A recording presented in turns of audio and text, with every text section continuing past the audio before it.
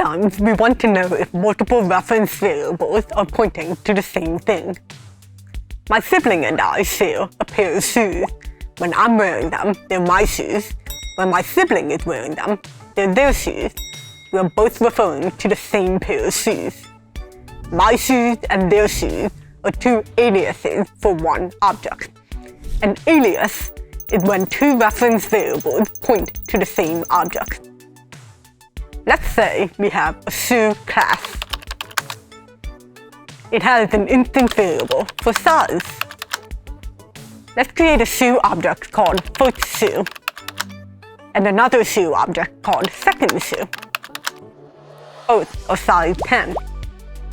When we use the equals operator with these two objects,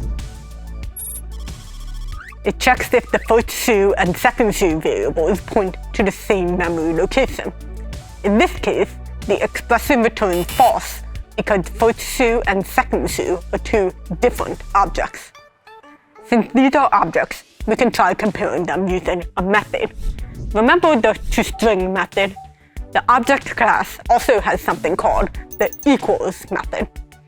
The equals method can be used to compare two objects for equality. The equals method in the object class returns true if two reference variables are aliases. Let's compare first shoe and second shoe. We'll call the equals method on first shoe.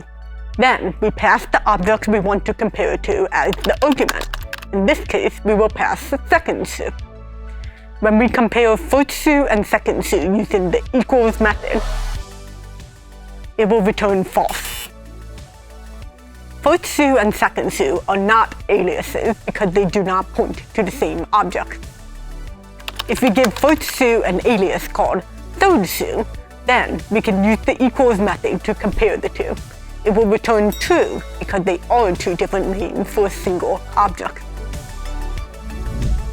Aliasing is helpful for when we want to know if multiple reference variables point to the same object. However, this is not helpful for when we want to know if one object's data is the same as another's. But, just like the toString method, we can override the equals method.